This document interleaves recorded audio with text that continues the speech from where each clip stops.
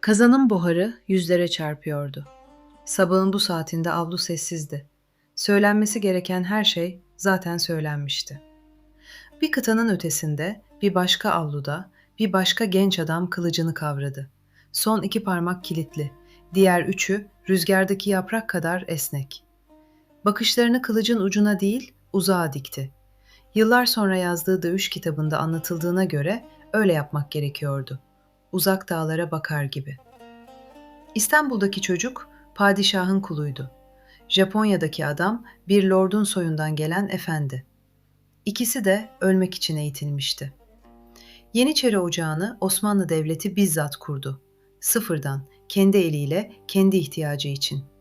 Samurayları kimse sıfırdan kurmadı. Toprak onları var etti, devlet sonradan geldi. Bu iki savaşçı birbirini hiç görmedi. Aynı yüzyılda, aynı dünyada birbirinden habersiz yaşadılar. Birinci Murat döneminde Pençik Kanunu, savaş eserlerinden 1/5 pay, bu yapının temelini attı. Kısa sürede devşirme sistemine dönüştü.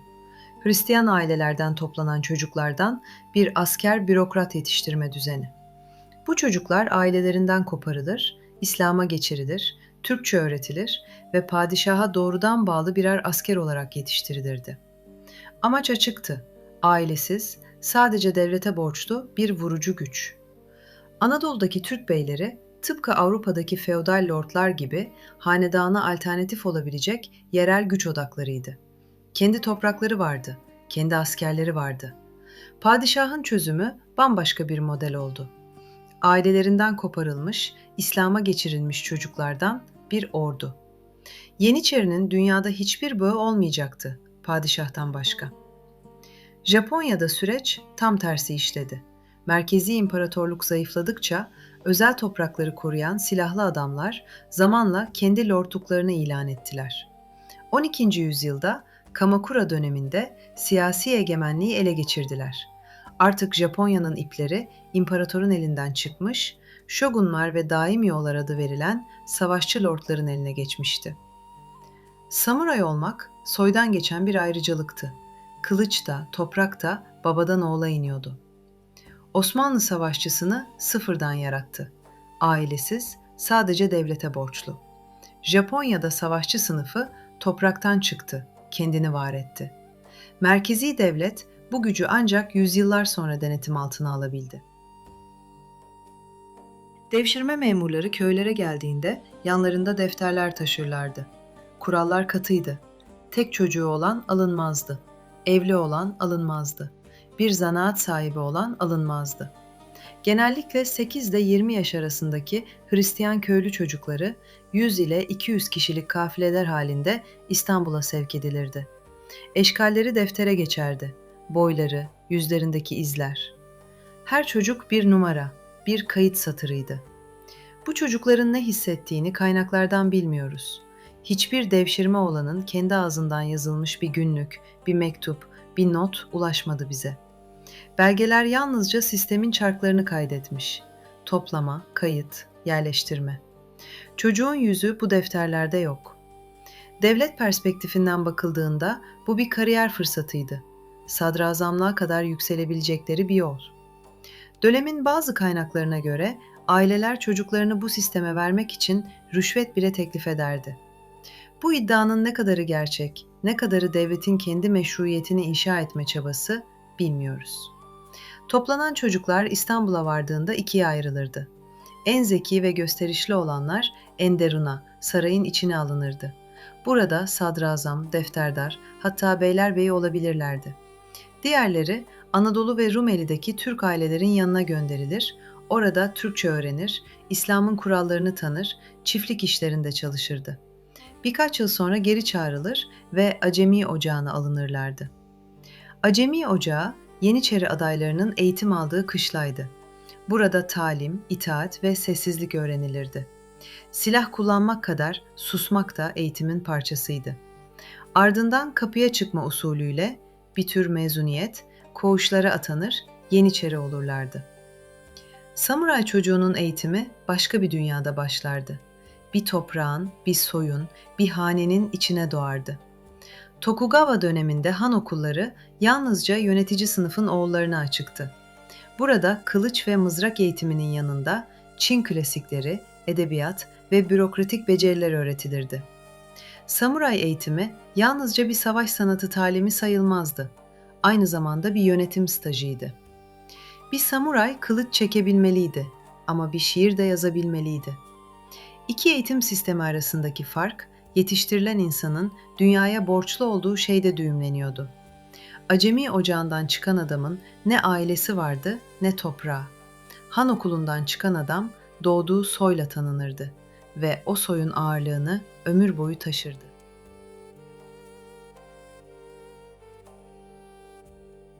Yeniçeriler başlangıçta ok ve yay kullansa da asıl askeri devrimlerini ateşli silahlarla yaptılar. 15. yüzyılın sonlarından itibaren el tüfekleri ve seyyar toplarla donatılan Yeniçeriler savaş alanında merkeze yerleşirdi. Padişahı korur, önlerinde zincirlenmiş top arabaları dururdu. Saflar halinde dizilir, ön saf ateş ederken arka saf tüfek doldururdu. Bu aralıksız bir ateş duvarı yaratırdı. Bu orduda asıl güç formasyonun makine gibi işlemesindeydi. Bireysel kahramanlığın bu hesapta yeri yoktu. 16. yüzyılın Avrupalı gözlemcileri bu düzene hayranlıkla baktı. Habsburg elçisi olarak İstanbul'da bulunan bir Avrupalı diplomat kendi aktarımına göre Yeniçerilerin yürüyüş düzenindeki mutlak sessizliği gördüğünde gördüklerinin insan mı heykel mi olduğunu ayırt edemediğini not düşmüştü. Ordunun geçişi sırasında tek bir asker konuşmuyordu. Sessizlik mutlaktı. Bu gözlem fitresiz değildi. Avrupalı diplomatlar kendi ülkelerinin düzensiz ordularını eleştirmek için Osmanlı disiplinini bilinçli olarak parlattı. Ama sessizlik gerçekti. Osmanlı seferlerinde içki yasaktı ve askerlerin yürüyüş sırasında konuşması hoş karşılanmazdı. Mohaç Savaşı bu makineyi en iyi gösteren örnekti. 1526'da Kanuni Sultan Süleyman Macaristan'a yürüdüğünde Yeniçeriler saflar halinde dizildi, toplar zincirlerle birbirine bağlandı, süvariler kanatlardan kuşattı. Gülbank, toplu dua okundu. Formasyonun dışında bir ses çıkmadı. Macar ordusu birkaç saat içinde imha edildi. Kral Lajos bataklıkta boğuldu. Savaşın kaderini komutanın kararı ve formasyonun o mutlak disiplini çiziyordu. Savaş meydanında o sessiz piyadenin iki kanadında sayıları Yeniçerilerden çok daha fazla olan zırhlı atlılar dururdu. Kapıkulu süvarileri, sipahiler. Yeniçeri merkezde dururdu. Sipahi kanatlarda kuşatırdı. Osmanlı ordusu bir örs ve bir çekiçti. Ve bu ordunun en gösterişli birimi ayrıydı. Deliler. Başlarında samur ve kaplan postundan kalpaklar, sırtlarında pars ve kurt derileri, koltuklarının altından kartal kanatları sarkıyordu. Dönemin bir gözlemcisi onları gördüğünde gökten inen bela gibi diye yazmıştı. Samuray Savaşı'nın dili başka bir alfabeye dayanıyordu. Orta Çağ Japon savaş kültüründe asıl mesele düşman komutanının başını kesmekti. Bir samuray şöhretini, toprak kazanımını ve sosyal yükselişini bu bireysel başarılarla sağlardı. Savaş meydanında önce kendi adını haykırır, soyunu sayar, sonra düşmana meydan okurdu. Sengoku, Savaşan Devletler döneminde savaş meydanında formasyonun esamesi okunmaz, iş bireysel kahramanlığa bakardı. Miyamoto Musashi bu bireysel savaşçı kültürünün belki de en saf temsilcisiydi. Herhangi bir lordun emrinde hizmet etmeyen, hayatını dövüşerek geçiren bir ronin, efendisiz samuray. Kendi anlatımına göre 13 yaşında ilk düellosunu yaptı. Arima Kihei adında deneyimli bir ustayı yere serdi. Rivayetlere göre 60 yaşına kadar 60'tan fazla düelloya girdi ve hiç yenilmedi. Ölmeden kısa süre önce bir dövüş kitabı yazdı. Kılıç tutmayı anlatırken parmak düzenini şöyle tarif ediyordu. Baş ve işaret gevşek, orta parmak ne sıkı ne serbest, son iki parmak kilitli. Katılık ölü elde ona göre, esneklik canlı el. İki kılıçla, biri uzun, biri kısa, savaşmayı savunuyordu. Çünkü tek elle kılıç kullanmayı öğrenen adam her koşulda savaşabilirdi. Dar sokakta da, at üstünde de. Musashi'nin dünyası tamamen bireyseldi. Zamanlama, an, rakibin ritmini bozma. Yeniçeri'nin dünyasında ise ritmi veren tek kaynak vardı: komutan.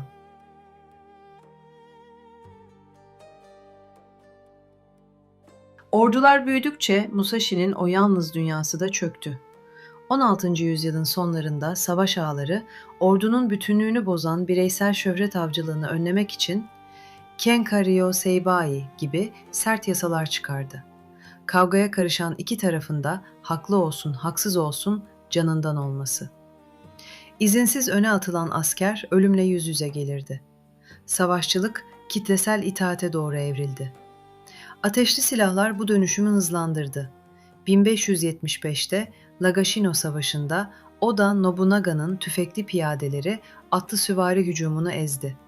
Japonlar ateşli silahı benimsemişti. Ama Osmanlılar çok daha erken bir tarihte devasa kuşatma topları, hareketli sahra topları ve humbaracı birlikleriyle bütünleşik bir ateş gücü organizasyonu kurmuştu. Sekigahara Savaşı'nda 1600, Japonya'nın kaderini belirleyen muharebe, Date Masamune'nin birliğinin bileşimi dönemin Japon ordusunu özetler. 420 atlı, 850 mızraklı piyade, 1200 tüfekli asker. Samuray artık yalnız savaşmıyordu. Yeniçeri mevcudunun küçüklüğü ise şaşırtıcıydı. Altın Çağ'da Fatih, Yavuz, Kanuni dönemlerinde Yeniçeri sayısı 12 bin civarında tutuldu. Buna karşılık Sekigahara'da iki tarafta yaklaşık 200 bin savaşçı sahaya inmişti. 12 bin kişilik bir kadro 3 kıtada sefere çıktı. Sekigahara'da tek bir ovayı paylaşamayan 200 bin kişi ise aynı adanın içindeydi. Osmanlı'da sefer organizasyonu aylar öncesinden başlardı. Yeniçerinin tüfeği, kazması, zırhı, bunları cebeci ocağı, develer ve katırlarla cepheye taşırdı. Belgrad'dan Erzurum'a, Budin'den Van'a uzanan sınır kaleleri birer zahire deposuydu. Ordu güzergahı üzerindeki köylerden nüzul ve sürsat, ordunun geçişi için toplanan zorunlu erzak vergileri ile tonlarca un, arpa ve gıda toplanırdı. On binlerce insanı yürütmek, beslemek ve silahlandırmak bu kendi başına bir savaştı. Japonya'nın ada coğrafyası bambaşka bir lojistik doğurdu. Tokugawa barışı uzadıkça savaş lojistiği yerini başka bir yürüyüşe bıraktı. Sankin Kotai, dönüşümlü ikamet zorunluluğu. Daimyolar her yıl devasa mahiyetleriyle başkent Edo'ya gidip gelmek zorundaydı. Bu hem bir sadakat testi hem bir ekonomik kontrol mekanizmasıydı. Eskinin savaş piyadeleri, Ashigaru, bu yolculuklarda inşaat, ormancılık ve ağır yük taşıma işlerinde kullanılan işçi taburlarına dönüşmüştü. İki imparatorluğun lojistiği barışı aynı biçimde eritiyordu. Biri savaşçıyı yük hayvanına, diğeri yük hayvanını yolcu kılavuzuna dönüştürerek. Yeniçerilerin koğuşlarına oda denirdi. Her ortanın, bölüğün, kendi mutfağı, kendi kazanı vardı. Bu kazan sıradan bir pişirme aracı değildi.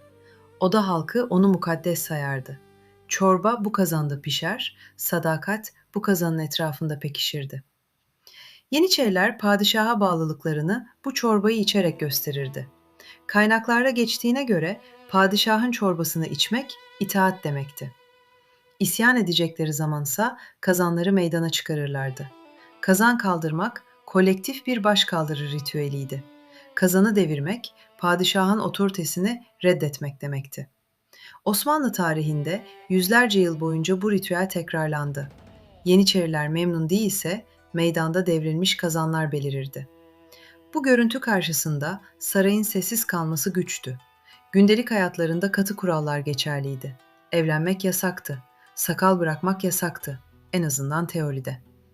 Manevi bağları Bektaşi tarikatına dayanıyordu. Kendilerini Zümre-i Bektaşiyan olarak adlandırırlardı. 94. cemaat ortasında Hacı Bektaş Veli'nin vekili sıfatıyla bir Bektaşi babası görev yapardı. Bu baba başlangıçta askerlerin manevi rehberiydi. Zamanla isyanlara ideolojik meşruiyet sağlayan bir muhalefet odağına dönüştü. Bir Avrupalı gözlemcinin aktardığına göre Yeniçerilerin kamp yemekleri kanaatkardı. Tahta kaplarda sirke ve tuz serpilmiş şalgam, soğan ve sarımsak salatası.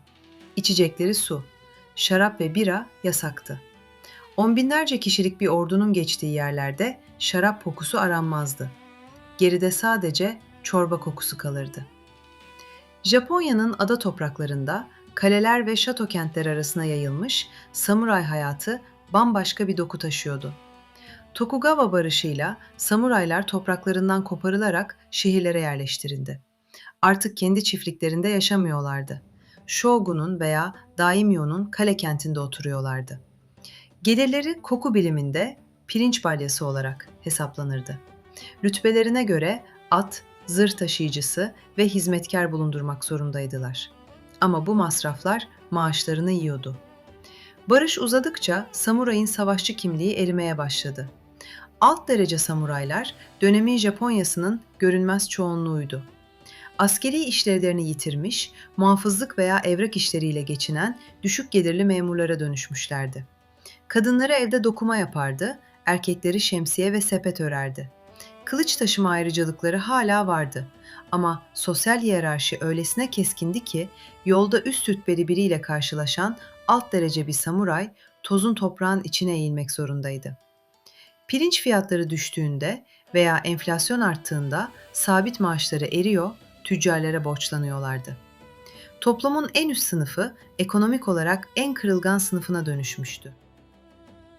Samuray dünyasında Yeniçerinin kazanına denk düşen bir ortak nesne yoktu. Ama bir ritüel vardı. Çay seremonisi. Çanoyu, savaşçılığın sert yüzünü inceleştiren, sükunet ve sadelik gerektiren bu ritüel, kalabalığın değil, tek adamın pratiğiydi. Kazan bir bölüğün ortak yüreğiydi. Çorba pişerdi, sadakat pişerdi. İsyan bile o kazanın devrilmesiyle başlardı. Çanoyu'da ise bir adam çay kasesini iki eliyle kavrar, sessizce yudumlar ve dünyayı o odanın dışında bırakırdı. Yeniçeri Ocağı'nın mottosu basitti. Ocak babamız, kazan anamız. Sadakat padişaha değil, ocağa aitti. En azından pratikte.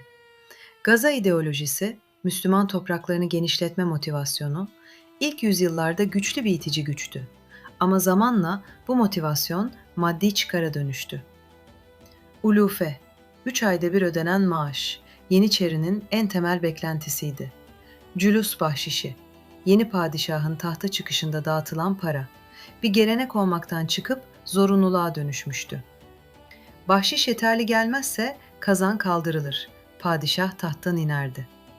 Yeniçeriler çıkarları tehlikeye girdiğinde isyan etmeyi bir hak olarak gördüler. Japonya'da savaşçının sadakat kodu, Bushido, bambaşka bir evren. Ama terimin kendisi kadim bir geçmişten gelmiyor. Savaşan devletler çağında böyle yapılandırılmış bir ahlaki ideoloji yoktu. Bu kavram ancak uzun Tokugawa barışının başlarında kodifiye edildi. Savaşan devletler çağının gerçek samurayları efsanelerdeki gibi efendisine körü körüne bağlı asiller değildi. Kendi çıkarlarını gözeten, şöhret peşinde koşan, ihaneti otomatik olarak onursuzluk saymayan, kazanan tarafa geçmeyi pragmatik bir tercih olarak gören faydacı savaşçılardı. Bushido'nun en bilinen metnini Hagakure'yi yazan Yamamoto Tsunetomo, savaş görmemiş bir bürokrattı. 1716'da savaşların çoktan bittiği bir dünyada geçmişe duyduğu radikal bir özlemle kaleme aldı bu kitabı. Meşhur sözü "Samurayın yolu ölümde bulunur", ilk bakışta bir ölüm çağrısı gibi durur. Ama bağlamı farklıdır.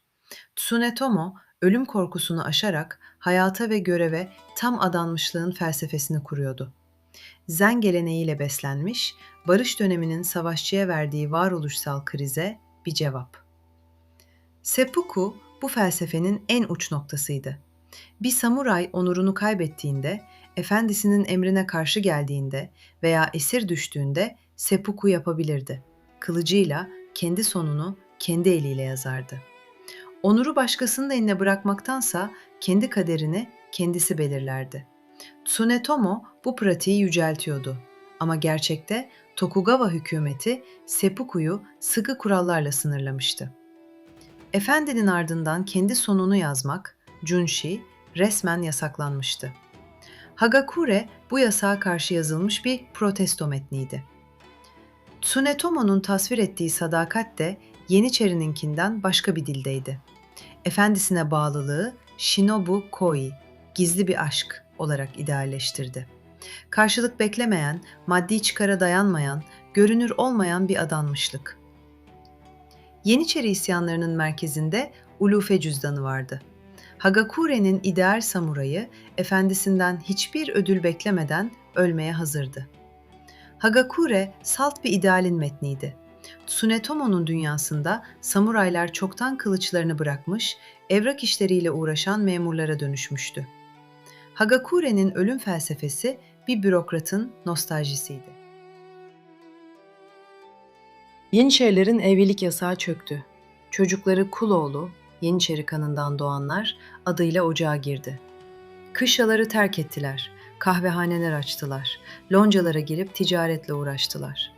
Ulufe cüzdanları, esame, alınıp satılan birer rantsal araca dönüştü. Hiç askerlik yapmamış adamlar esame satın alarak Yeniçeri maaşı çekiyordu. Savaş meydanında bile dükkan açan askerler vardı. Devşirme sisteminin kuralları terk edildi. Dışarıdan ocağa alımlar başladı. Yeniçeri, padişahın kulu olma vasfını yitirip devlet içinde devlete dönüşmüştü. Ve bu devletin kendi komuta zinciri vardı. Ocağın tepesinde padişah tarafından atanan Yeniçeri ağası oturuyordu. İstanbul'un asayişinden ocağın yargısına kadar her şeyden sorumluydu. Onun sağ kolunda kul ketüdası vardı. Askerle doğrudan temas kuran, savaşta tertibatı düzenleyen adam. Her bölüğün başındaysa çorbacı başılar duruyordu. 17. yüzyıldan itibaren bu üçlü, ağa, ketüda, çorbacıbaşı, padişahın emrinden çıktı. Veziri azamları düşüren, padişahları tahta çıkaran veya indiren bir siyasi güce dönüştüler. Ocak, askeri bir birlik olma sınırlarını aşıp devasa bir iktidar ortaklığına evrilmişti. Japonya'da samuraylar benzer bir erozyon yaşadı. Tokugawa, barışı uzadıkça savaşma yeteneklerini yitirdiler. Katı sınıf kuralları içinde hapsolmuş, ticari ekonominin gelişmesiyle sabit pirinç gelirleri erimiş, tüccarlara borçlanan bir memurlar ordusuna dönüştüler. Hagakure'nin yazarı Tsunetomo tam da bu yozlaşmaya isyan ediyordu. Samurayların hesapçı, zevk düşkünü bürokratlara dönüştüğünü acı bir dille eleştiriyordu. Her iki savaşçı sınıf da barışın ve refahın içinde çürüdü. Resmi kimlikleriyle gerçek hayatları arasındaki uçurum büyüdükçe sonlarını hazırlayan zeminde genişledi.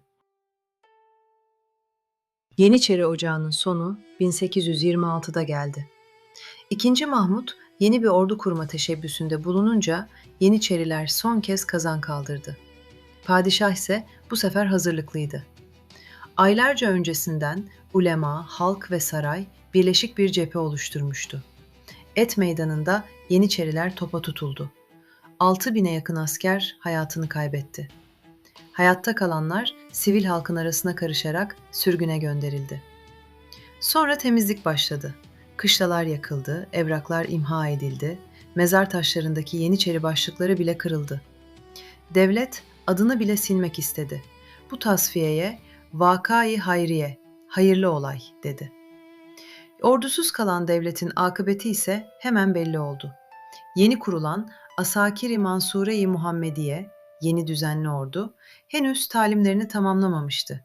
Subay kadrosu yoktu. Teçhizatı eksikti.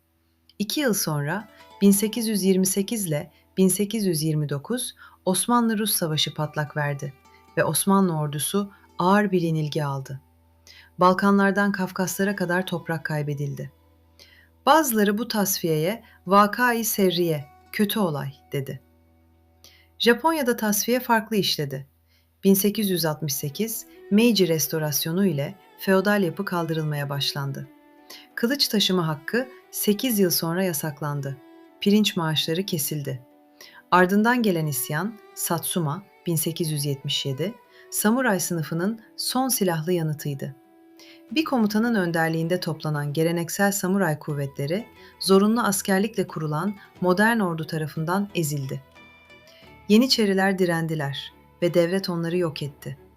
Samurayların önemli bir kısmı ise Meiji restorasyonunu bizzat başlatan güçtü. Alt tabaka samuraylar yoksullaşmış, tatminsiz ama eğitimli ve örgütlü Tokugawa rejimini devirdi. Sonra kendi ayrıcalıklarını da feda ettiler. Zorunlu askerlik yasasını çıkardılar, kılıç taşıma hakkını kaldırdılar. Modern Japonya'nın ordusunu ve bürokrasisini bu eski samuraylar kurdu. Kendilerini yok ederek devleti dönüştürdüler. Yeniçeri mirası Türk toplumsal hafızasında devlet eliyle silinmeye çalışıldı. Kışlalar yıkıldı, kahvehaneler yerle bir edildi, mezar taşları kırıldı. Bugün Yeniçeri kelimesi cesaretten çok isyanı, liyakatsizliği ve kazan kaldırmak deyimini çağrıştırıyor. Samuray imgesi ise başka bir yol izledi. Onur ve sadakat, Meiji sonrası Japon ulusal kimliğinin inşasında bu kavramlar yeniden biçimlendirildi ve zamanla küresel popüler kültüre taşındı. Savaş meydanında, altın çağında, tüfekleri ve formasyonlarıyla Yeniçeriler dönemlerinin en etkin piyade güçlerinden biriydi. 12 bin kişilik kadro 3 kıtada sefere çıktı. Samuray imgesi ise savaş meydanı kapandıktan çok sonra da yaşamaya devam etti. Kazanlar soğudu, kılıçlar kınlarına girdi. Geride kalan ikisinin de taşıdığı isimdi. Buraya kadar dinlediğin için teşekkür ederim. Tarihin karanlık sayfalarını aydınlatmak kolay değil. Ama sen dinledikçe biz anlatmaya devam edeceğiz. Düşüncelerini yorumlarda paylaş, abone ol ve bu videoyu tarihi seven birine gönder. Bir sonraki bölümde görüşmek üzere.